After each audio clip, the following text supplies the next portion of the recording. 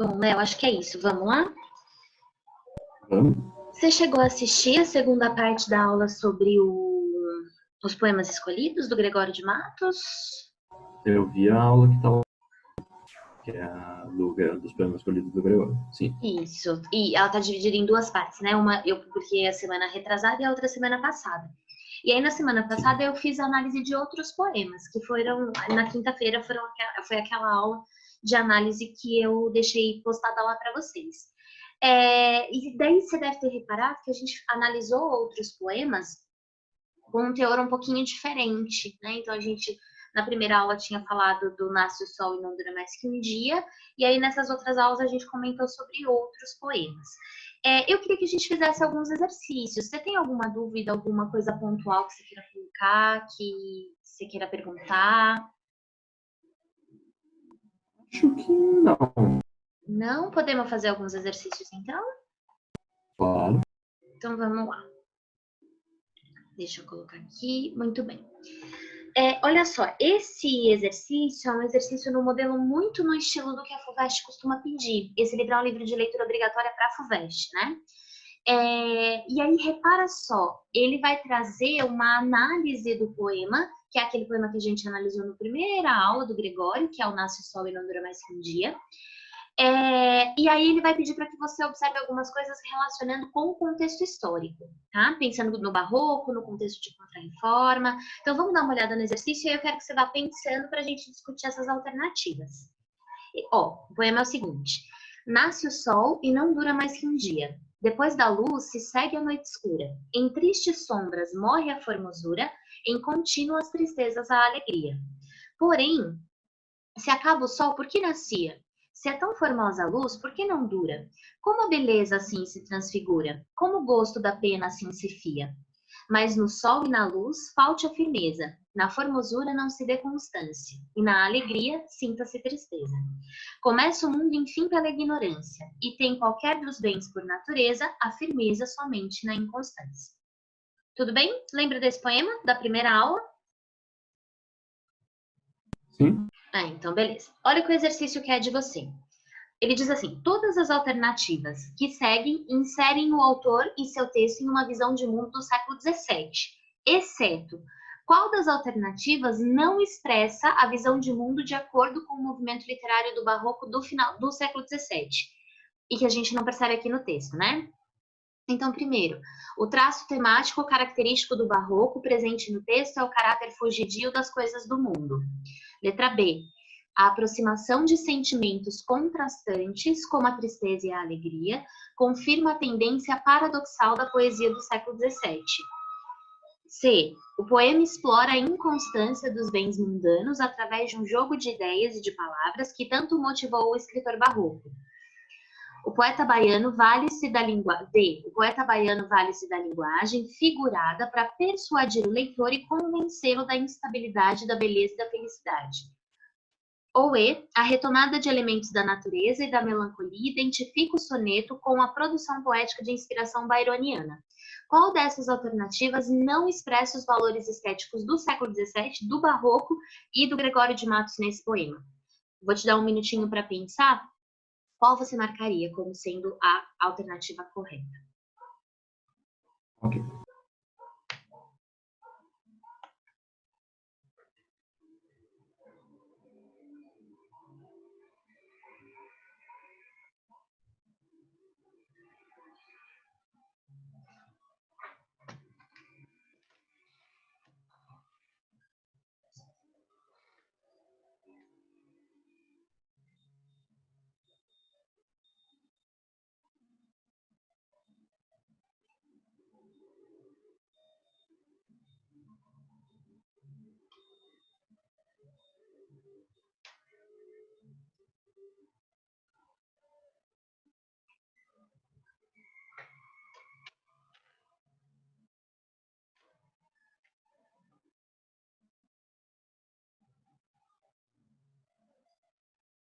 Acho que eu ficaria com a E, se eu fosse assinalar. Aí, por A quê? E. Foi mais por eliminação. Uhum, Porque a B tem o paradoxo, uhum, a C tem uma inconsistência de, tipo, o bem mundano não vai te levar a nada para a vida eterna. Uhum. Mas eu fiquei um pouco em dúvida da A também. Então, eu não sei. Eu ficaria entre a e a E. E aí você marcaria aí? Ficaria a E. Tá, seu raciocínio está perfeito. Em todas as outras alternativas, a gente identifica características que ou são do barroco, ou a gente vê nesse poema, né? Na letra A, que foi a que você ficou em dúvida, você marcaria a alternativa correta. Na letra A, que foi a que você ficou em dúvida, ele fala do traço temático caracteristicamente barroco presente no texto, ser o fato dele estar tratando do caráter fugidio das coisas do mundo. Fugidio é um sinônimo para efêmero. Então, é fugidio no sentido de que você não consegue segurar, que é corriqueiro, que ele passa, né? E esse poema, ele vai falar sobre o nascer sobre o começo e o final de um dia, e nessa dinâmica de começo e fim de dia, ele vai falar que depois nasce de novo, de novo, de novo. Então, quando a gente analisou esse poema, eu falei para vocês que ele é um poema que trata da efemeridade da vida, da efemeridade do tempo. Então, a alternativa A conversa com essa ideia de que ele está falando do caráter fugidio das coisas, ou seja, que não dá para segurar. Fugidio é que escapa, né? E é exatamente isso, não dá para controlar o tempo, não dá para segurar o tempo. Ele está falando da passagem do tempo e da passagem da vida. Então, seu raciocínio está certinho. Na alternativa E, que ele coloca aqui, que é a errada, porque o que a gente quer, na verdade, é a alternativa errada, ele vai falar dos elementos da natureza. De fato, o poema trabalha com elementos da natureza. Só um minuto que eu vou autorizar essas pessoas aqui. Boa. Desculpa, Léo.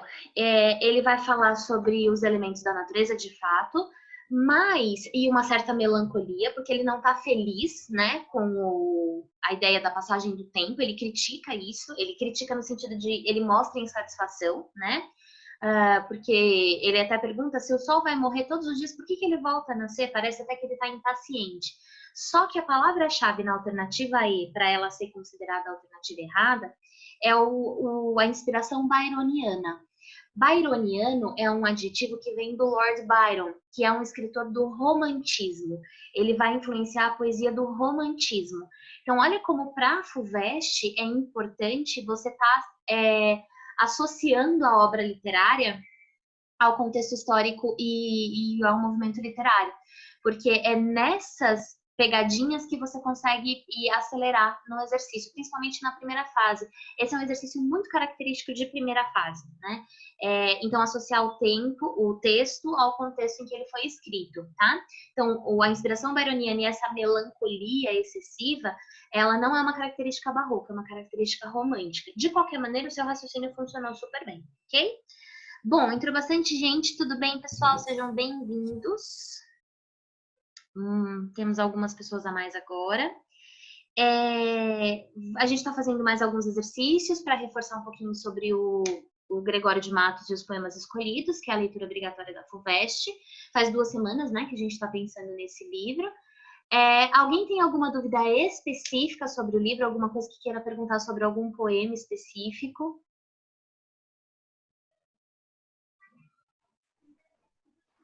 Existe algum lugar que você poderia disponibilizar para a gente os poemas para a gente ler? Posso. Eu tenho esse livro digitalizado inteiro. Vocês querem que eu disponibilize para vocês? Eu posso mandar no grupo. Por favor. Mesmo. Ele está em Quero. PDF, mas são imagens. Beleza. Eu mando para vocês. Se eu esquecer, me cobra, tá? Pode me cobrar. Eu mando. Ótimo. Vamos exercitar mais um pouquinho, então? A gente ainda tem tempo, né? Mais um exercício nesse mesmo modelinho, primeira fase de FUVEST, né? Com um poema que a gente não analisou ainda. Aquele anterior a gente já tinha analisado, né? Então, As Coisas do Mundo. O poema diz assim: neste mundo é mais rico o que mais rapa. Quem mais limpo se faz tem mais carepa. Com a sua língua ao nobre o vil decepa, o velhaco maior sempre tem capa. Mostra o patife da nobreza o mapa, quem tem mão de agarrar ligeiro trepa, mas menos falar pode, mais increpa. Quem dinheiro tiver pode ser papa. A flor baixa se inculca por tulipa. Bengala hoje na mão, ontem garlopa. Mais isento se mostra o que mais chupa. Para a tropa do trapo o vaso a tripa, e mais não digo, porque a musa topa em api, epa, ipa, opa, upa. Ok? Esse poema é um poema que é bem característico do tipo de poesia que o Gregório faz. Eu já vou explicar um pouquinho melhor sobre o poema. Eu quero que vocês reparem nesse texto aqui o trabalho com a sonoridade. Existe uma preocupação com a rima muito intensa, né? São rimas ricas, elas são rimas de palavras com classes gramaticais diferentes, que pertencem a classes gramaticais diferentes, mas reparem como é insistente o som, né? Rapa, capa, carepa, decepa, mapa, papa, trepa, increpa, tulipa, garlopa, chupa, tripa, topa, upa. Então, ele vai usar, inclusive, algumas onomatopeias. Ele vai fazer essa repetição aí no final. Apa, epa, ipa, opa, upa, né? Essa poesia está dizendo o seguinte. Tem algumas palavras aqui que são mais chatinhas. Eu vou tentar traduzir esse vocabulário para vocês tentarem entender o poema. Okay? Ele diz assim. Nesse mundo é mais rico quem mais rapa. Rapa é uma expressão muito coloquial para o termo roubar, pegar sem ser seu, né? Passar e pegar, isso é rapa. Quem mais limpo se faz, tem mais carepa. Carepa é quando você fica muito tempo sem se limpar e forma uma espécie de casca de sujeira, de camada de sujeira, isso é carepa, né? Com a sua língua nobre vil, decepa. Então, é decepar no sentido de cortar, né? De arruinar, de terminar, finalizar. E aí ele diz que com a língua, ao nobre o vil decepa, ou seja, o vil decepa ao nobre com a sua língua. Olha como tem essa inversão sintática aqui, isso é uma figura de linguagem, é um impérbato, né? E aí o velhaco é o esperto, o malandro. O velhaco maior sempre tem capa, ele tá dizendo. Capa é capa mesmo, tá? Então existe uma insinuação aqui que é muito crítica. Depois mostra o patife da nobreza o mapa. O patife da nobreza mostra o mapa. E aí ele diz, quem tem mão de agarrar, ligeiro trepa. Quem menos falar pode, mais increpa. Increpa é mais quer se pronunciar, mais quer aparecer argumentando. E quem dinheiro tiver pode ser papa. Então olha o que tem nesse quarteto, né? Mostra o patife da nobreza o mapa. Então ele tá chamando alguém da nobreza, tá dizendo que é um tipo social da nobreza, que é patife. E ele mostra um mapa, ele mostra o caminho. E aí tem algumas regrinhas nesse caminho. Quem tem mão de agarrar, ligeiro trepa. Mão de agarrar seria quem tem uma posição social que permite agarrar aquilo que não lhe pertence. Ele está fazendo uma insinuação sobre pessoas de alta patente ou pessoas do governo mesmo que roubam, né, que se apropriam daquilo que não devem. Ligeiro trepa é essa expressão, né, de você se apropriar, de você se aproveitar de uma situação. Quem menos falar pode, mais increpa. Então, quem menos pode falar as coisas é quem mais fala, né? Quem menos tem moral para falar é quem mais fala. E aí, quem dinheiro tiver pode ser papa, no sentido religioso de papa mesmo, de ser uma figura de autoridade, né? Então, se você tem dinheiro, você manda. Então, percebe como ele está fazendo críticas e insinuações a situações sociais? Depois, a flor baixa se inculca por tulipa. Tulipa, não sei se vocês conhecem, mas é um tipo de flor que ela tem um caule muito, muito grande. Então, ela é uma flor que fica alta, ela fica longe do chão. E aí ele vai fazer essa analogia, né? De flores baixas, de flores rasteiras, que acham que são tulipas. Ou seja, de pessoas que são ralé, mas acham que são nobreza, né? Bengala hoje na mão, ontem garlopa. Alguém que hoje usa bengala, que também é um símbolo de nobreza, antes usava garlopa, se apoiava em qualquer cajado, em qualquer pedaço de madeira, é isso que ele quer dizer. Mas isento se mostra o que mais chupa, ou seja, aquele que mais suga, né? E aqui provavelmente ele está falando aqui, embora possa ter uma conotação sexual, e o Gregório faz isso muito, ele está falando daquele que mais suga recursos, que mais suga através da cobrança de impostos, que mais suga através do poder. Então, aquele que mais se aproveita, né, é o que mais se mostra isento. Ou seja, aquele que se mostra isento de qualquer crime, de qualquer erro, é aquele que mais apronta pelas costas, né? E a gente está falando de uma situação política.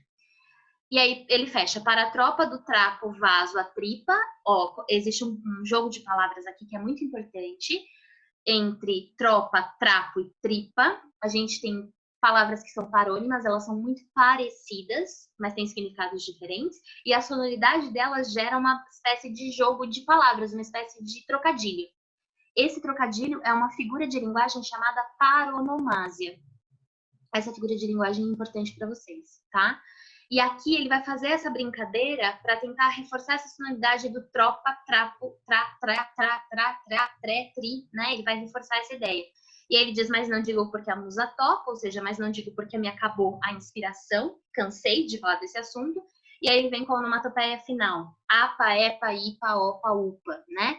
Tanto o tro, tra, tri do primeiro verso, quanto o apa, epa, ipa, opa, upa, podem remeter a alguma conotação do passo do cavalo, para falar dos cavaleiros, para falar da guarda, né? Ele criticava bastante a polícia armada, a guarda real. Enfim, pode ser uma série de... pode ter uma conotação sexual também. Então, ele faz muitas críticas nesse sentido. Percebem como é intrincada a crítica ao uso da linguagem? O fato da gente ver hipérbatos, o fato da gente ver essa questão do uso das figuras de linguagem, além do hipérbato, a sonoridade das rimas, a construção das analogias, essa paronomásia no final. Então, isso é o cultismo que a gente costuma ver no barroco, né? E esse cultismo, ele se dá pelo jogo de palavras. Então, essa brincadeira que ele faz com as palavras é o que vai manifestar aqui o aspecto cultista do barroco nessa poesia do Gregório. Mas olha só o que o exercício quer de vocês. Você precisa entender o texto para conseguir fazê-lo, né? Então, o que ele diz assim? Fica claro no poema que você leu que a principal crítica do autor à sociedade de sua época é feita por meio da... Primeiro, denúncia da proteção que o mundo de então dava àqueles que agiam de modo condenável, embora sob a capa das leis da igreja. Da enumeração de certos tipos que, por seus comportamentos, revelam um roteiro que identifique e recomenda a ascensão social. C. Elaboração de uma lista de atitudes que deviam ser evitadas por não condizerem com as práticas morais encontradas na alta sociedade. D. Comparação de valores e comportamentos da faixa mais humilde daquela sociedade com os da faixa mais nobre e aristocrática. Ou E. A caracterização de comportamentos que, embora sejam moralmente condenáveis, são dissimulados em seus opostos. Será que deu para entender o exercício, né? Ele quer que você leia o poema. Esse poema claramente é um poema satírico, né? Ele faz parte da poesia satírica do Gregório. E, nesse contexto aqui, ele quer que você indique essa crítica que ele está fazendo à sociedade, ela se manifesta nesse poema, a crítica principal, tem várias, né? Mas o principal se manifesta em qual desses aspectos que estão nas alternativas. Eu vou dar um minutinho para vocês pensarem, tá? Do que ele está falando aqui. Qual alternativa vocês marcariam como correta? Vou esperar vocês me darem a resposta, tá bem?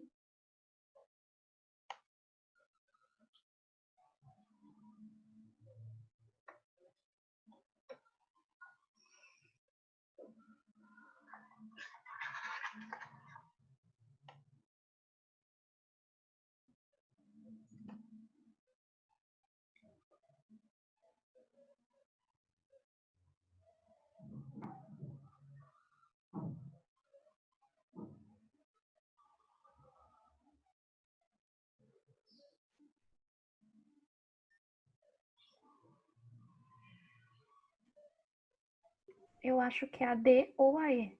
A D ou a E? Você descarta as outras? Acho que sim, não sei, achei bem difícil.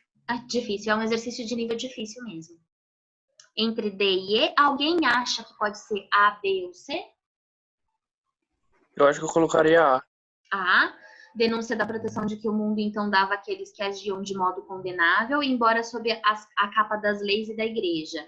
Então, a gente está entre a D e a E. Além dessa denúncia da proteção que o mundo de então dava àqueles que agiam de modo condenável, embora sob as capas das leis da igreja, é bem pontual, né? Ele está falando aqui de pessoas que agem daquela forma, de forma errônea, mas são acobertados pela capa da igreja. Embora ele fale sobre alguns aspectos, ele use referências, né? A gente precisa pensar só se é mesmo a principal crítica essa, tá? Na alternativa D, comparação de valores e comportamentos da faixa mais humilde da sociedade com os da faixa mais nobre e aristocrática. Onde exatamente ele está comparando os pobres com os ricos aqui? Eu vou simplificar esses termos, pobres e ricos, né? Camada mais humilde e camada mais nobre, ele está falando dessa diferença social. Onde exatamente ele faria essa comparação? A gente também precisa pensar sobre isso. E na E, caracterização de comportamentos, e aí de maneira mais generalizada, que embora sejam moralmente condenáveis, são dissimulados em seus opostos. Exatamente de que dissimulação ele está falando sobre nesse poema em particular.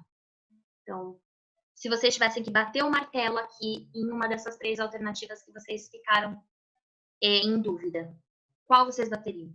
Pensando na análise que a gente fez do poema, né? Eu ficaria na E. Na E? É. Boa. Mas alguém ficaria em outra? Ou alguém chutaria qualquer coisa porque não conseguiu Acho que eu ficaria na E também. Na E também? Legal. Olha só. Vocês acertariam, tá? Reparem numa coisa. Eu acho que talvez eu ir destrinchando o poema, não sei se ajudou ou atrapalhou vocês. Mas reparem como ele diz assim, no primeiro verso, nos primeiros versos. Nesse mundo é mais rico o que mais rapa, né? Então, o que mais rapa seria esse que toma tudo, né? Esse que rouba. Então, ele tá falando, é mais rico aquele que mais rouba. Ele tá fazendo essa insinuação, né? Quem mais limpo se faz tem mais carepa, ou seja, quem mais se mostra como sendo uma pessoa limpa é aquele que mais tem aquela camada de sujeira que eu falei para vocês. Então ele tá falando, ele tá fazendo aqui nessa construção ao longo do poema e ele vai criticando várias instâncias sociais, né? Por isso é mais generalizado. Ele vai fazer uma crítica a esse jogo de aparência e essência, né? Aquilo que eu sou, de fato, e aquilo que eu quero que os outros pensem que eu sou.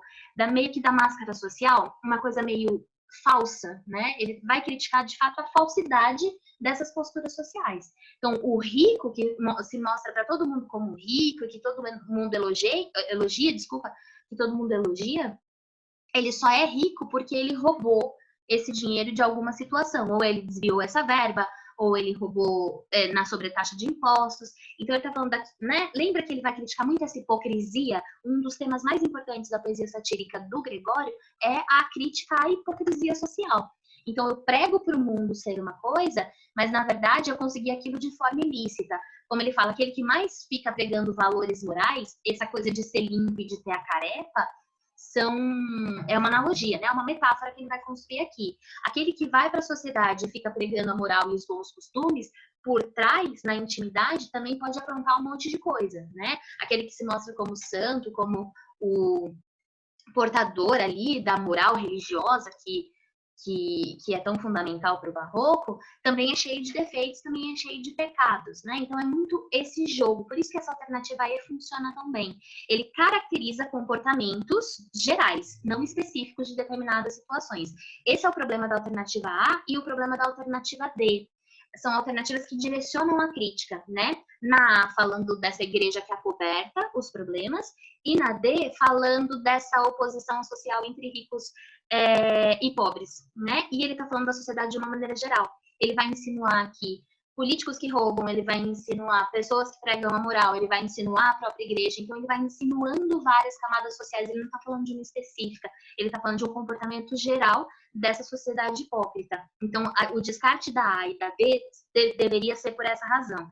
E na alternativa A, ele está falando desses comportamentos que são caracterizados, que são condenáveis, moralmente condenáveis, mas são dissimulados. Certo? É isso. Eu faço coisas que são moralmente condenáveis, mas o que eu mostro para a sociedade é uma máscara daquilo que eu estou tentando esconder, né? É o oposto daquilo que eu estou tentando esconder.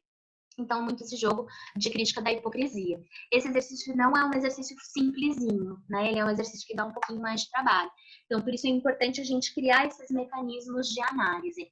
Normalmente, o que a FUVEST tem feito nos últimos anos, quando ela trabalha com textos que são muito antigos, século XVII, século XVIII, de vez em quando ela traz, ou mesmo XIX, ela tem feito tá? Não é uma regra, mas ela tem feito a ação de trazer glossário. O que seria o glossário? Seria uma espécie de vocabulário, né? As palavras que são mais difíceis, que são mais trabalhosas, que são mais distantes do nosso vocabulário. Então, ela vai colocar ali essas palavras, tá? Mas, de qualquer forma, é importante que vocês leiam o livro para que vocês se familiarizem com esse vocabulário também.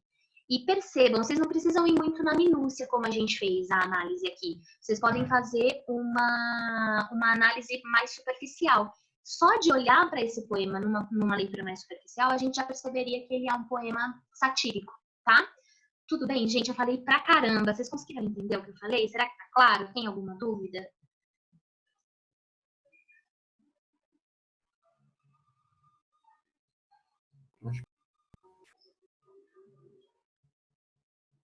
Gente, vocês estão aí? Tá tudo bem? Tudo certo. Sim. Então tá bom. Deu pra entender, né? Deu? Sim. Dá tempo da gente fazer mais um, ó. Deixa eu passar aqui. Pronto. Nesse caso, a gente tem 2 poemas para serem comparados, tá? O poema 1 é também um soneto, um dos sonetos mais famosos do Gregório de Matos, porque o Caetano Veloso transformou em música e canta muito e tal. Chama Triste Bahia, ó quando é semelhante. E o outro é um poema menos conhecido, mas que vai numa linha interessante também. O primeiro verso é horas contando, numerando instantes. Vamos ler os dois, e aí a gente, se tiver alguma dúvida particular, a gente pontua, senão a gente vê o que o exercício quer, que esse é um exercício interessante para quem presta FUVEST também, porque é um exercício de análise comparada. A FUVEST gosta muito de análise comparada, e não só a FUVEST, tá? A Unesp, a PUC, Mackenzie, são vestibulares que trabalham muito com essa coisa de comparar 2 textos. Então, ele diz aqui, Triste Bahia, ó quando é semelhante, como desigual, né? Estás e estou do nosso antigo estado. Pobre te vejo a ti, tu a mim empenhado. Rica te vejo eu já, tu a mim abundante. A ti tocou-te a máquina mercante, que em tua larga barra tem entrado. A mim foi me trocando e tem trocado, tanto negócio e tanto negociante. Deixe em dar tanto açúcar excelente, pelas drogas inúteis que abelhudas simples aceitas do sagaz Brichote. Brichote é um nome, tá? É um nome de um dos governadores da Bahia.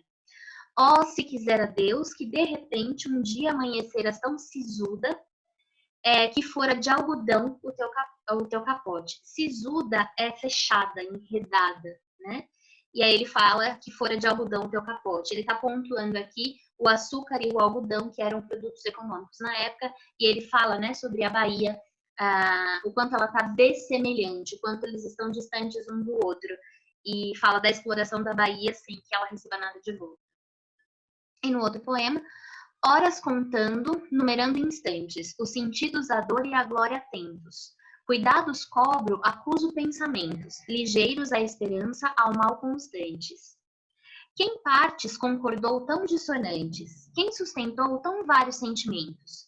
Pois para a glória excedem de tormentos, para martírio ao bem são semelhantes. O prazer com a pena se embaraça, porém quando um com o outro mais porfia. O gosto corre, a dor apenas passa, vai ao tempo alterando a fantasia. Mas sempre com vantagem na desgraça, horas de inferno, instantes de alegria. Aqui a temática já vai por uma outra linha, mas ainda, né, na mesma toada. Ele vai falando sobre as horas que ele vai contando, numerando os instantes, os sentidos, a dor e a glória atentos. Cuidados cobro, acuso pensamentos, ligeiros a esperança aos maus constantes. Reparem como esse primeiro quarteto, ele é todo de opostos, né? Ele vai falar sobre a dor e sobre a glória, sobre os cuidados que ele cobra, né? Que ele pede, e os pensamentos que ele acusa. Então, esse cuidado e a acusação são ideias opostas. Essa ideia de esperança e mal constante. Ele vai construindo um pouco essa ideia do Eurico que se martiriza. E ele chega a falar da pena, né? O prazer com a pena se embaça. Porém, quando um com o outro mais porfia, o gosto corre, a dor apenas passa. ele fala desse sentimento de dor, que ele dá vazão para esse sentimento através da escrita, né? Então também é um poema que sugere aqui uma metalinguagem. Bom, superficialmente é isso.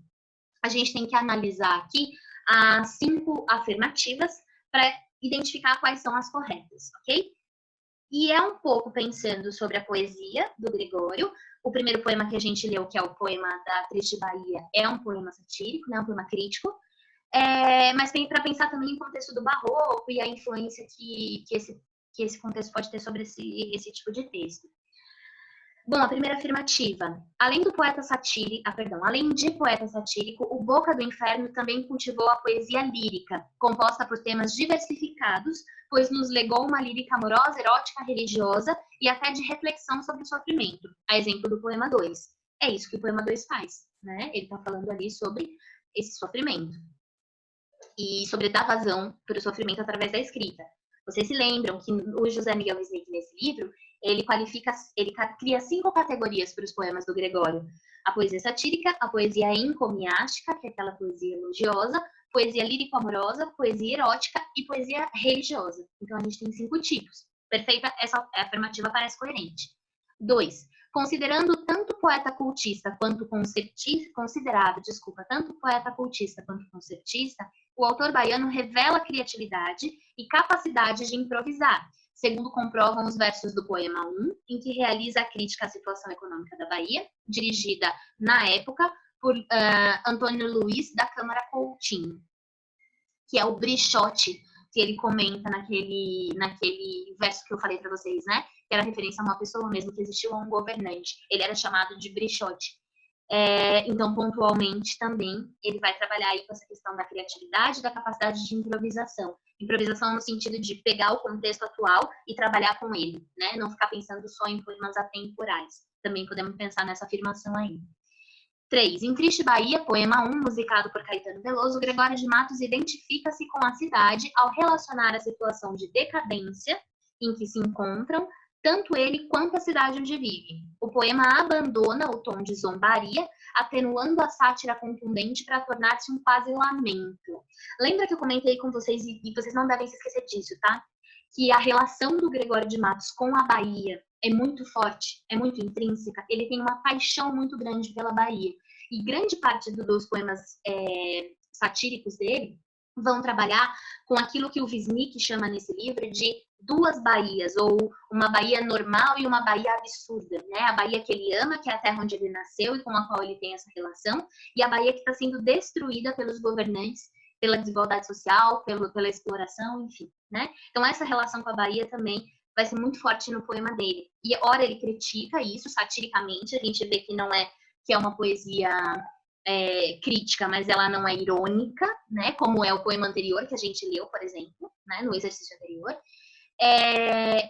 E vai adquirir esse tom de lamento. Ele diz, ó triste Bahia, quão dessemelhante está e estou, né? Ele diz que o sentimento que ele tem de tristeza por ver a Bahia daquela maneira reflete um pouco o que ele vê na própria Bahia como dessemelhante. Ele diz que ele é dessemelhante e a Bahia também. Então, existe uma espécie de projeção. Por isso, esse tom de lamento funciona também aí nessa leitura, né? Na afirmativa 4, os 2 poemas são sonetos, ok? Forma fixa herdada do classicismo, muito pouco utilizada pelo poeta baiano, que desprezou a métrica rígida e criou poesia em versos livres e brancos. Só voltando para vocês repararem, né? Os 2 poemas de fato são sonetos, naquela estrutura 4-4, 3-3, 2 quartetos e 2 terceiros, certo? E de fato isso é uma herança do classicismo, sim. Foi no classicismo do século XVI que eles desenvolveram desculpa, meu computador travou, gente. Que eles desenvolveram essa forma fixa, né? E em Portugal ainda, e ela vem para o Brasil, o Gregório de Matos vai desenvolvê-la também aqui. Então, de fato, são 2 sonetos, a gente só precisa, e são herdados do classicismo, a gente só precisa pensar aí nesse final, né? E 5, como poeta barroco, fez uso consciente dos recursos estéticos. O nosso tempo está acabando, só para a gente fechar, né? Dos recursos estéticos reveladores do conflito do homem da época como se faz presente na antítese que encerra o segundo poema, horas de inferno e instantes de alegria. Essa oposição entre horas, instantes, inferno e alegria, né? Bom, dessas alternativas, quais estão corretas? Reparem que a gente não tem a opção, né? Todas estão corretas. Quais vocês julgariam como corretas? Qual alternativa vocês marcariam?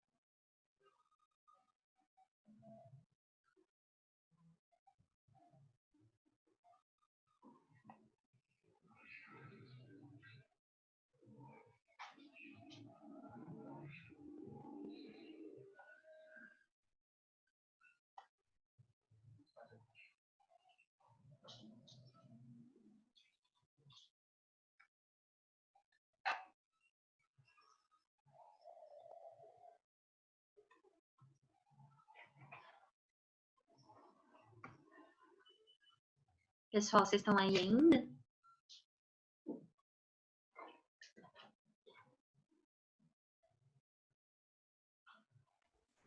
Eu acho que é a que tá certa.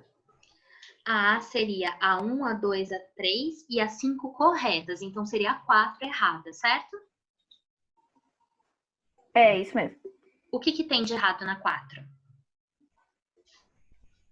Eu acho que ele não utilizou pouco sonetos. Uhum. Ele não utilizou poucos sonetos. Na verdade, a maior parte dos poemas, principalmente os religiosos, os de temática religiosa, porque nem sempre os poemas religiosos do Gregório são sobre o cristianismo, sobre os preceitos católicos, tá? Às vezes só um poema reflexivo o Wisnik já encaixou como religioso. E não existem versos livres na poesia do Gregório. Ele sempre trabalha com a métrica regular. Nem sempre é o soneto, mas ele sempre vai ter um padrão de rimas e de métrica, tá? Ou ele vai brincar para desconstruir isso, mas existe uma preocupação muito grande por parte dele com essa questão do formalismo. E isso é uma característica do barroco. A preocupação com o formalismo, com a forma fixa, com os versos metrificados, com as rimas no esquema certinho, com a sonoridade, com as figuras de linguagem, tudo isso é cultismo, né? E para o barroco, o cultismo é um preceito fundamental. Então, ele não abria mão disso. Versos livres e versos brancos é algo que vai começar a aparecer no século XIX para ser desenvolvido mesmo no século XX. Então, é bem depois do barroco, tá? Então, fiquem com isso em mente, assim, é muito importante lembrar que o Gregório vai trabalhar bastante com essa questão da forma fixa, tá? Até porque a gente está vindo de um movimento do Renascimento que trabalhou muito com essa questão. Na letra A tá tudo certo, no item 1 ali, na afirmativa 1, tá tudo certo. Poesia lírica, poesia de temática diversificada, que ele vai do erótico até o crítico social. Então, os mais diversos. De fato, essa reflexão sobre o sofrimento é o que a gente vê no poema 2. Ele tá falando sobre a dor que ele sente, né? No 2 também, exato, ele vai fazer uma crítica tanto cultista quanto concertista, ele vai revelar essa capacidade de improvisação. O poema da Triste Bahia vai fazer um apontamento sobre uma pessoa específica, então ele está trabalhando ali com aquele contexto criativo da improvisação. No 3, ele vai falar dessa crítica social, mas não é em tom de zombaria. E muitos dos poemas do Gregório, como aquele das coisas do mundo que a gente leu antes, no exercício anterior, são irônicos. Ele vai zombar, ele vai tirar sarro das pessoas, ele vai humilhar, mas não é o caso do Triste Bahia. Triste Bahia é uma crítica social, mas ela tem esse tom de lamento, isso é real também. E no fim, essa antítese do último verso, horas de inferno e instantes de alegria, ela vai também trabalhar com esses recursos do paradoxo, né? Esse recurso da dualidade. A gente usou essa palavra nas nossas aulas, da dualidade do homem e da rua, ok? Gente, tá tudo bem com o plantão de hoje? Vocês conseguiram entender tudo? Ficou alguma coisa pelo caminho? Eu falei bastante, vocês falaram um pouco. Será que tá tudo bem? Responde pra mim. Tá tudo bem? Então, beleza. Bom, por hoje é só. Com isso, a gente encerra as nossas reflexões sobre esse livro da FUVEST. E a semana que vem a gente já vai vai dar um salto aí. E o próximo livro que a gente vai discutir já é uma das obras do Machado de Assis. A gente vai começar com O Espelho, do Machado de Assis, que é um conto para a Unicamp, tá? A gente vai falar do Espelho, que está na Unicamp como leitura obrigatória, e do Quincas Borba, que está na FUVEST como leitura obrigatória. Eu queria começar pelo Realismo de Portugal, que é a Relíquia do Eça de Queiroz, mas eu vou jogar ele para um pouquinho mais para frente, para a gente lidar com uma coisa mais palatável, né? A gente veio de textos muito complexos, o Camões, o Vieira, o Gregório, a gente merece um Machado de Assis para dar uma relaxada. Tá bom? Então, se vocês quiserem ler o conto do Machado para nossa aula de quinta-feira, que é agora, essa semana, podem ler. Daí acho que fica mais fácil de vocês lidarem ali com os apontamentos que eu faço na aula, tá bom? Obrigada por terem aparecido aqui, gente. Boa semana para vocês, viu? Tchau. Até mais. Até.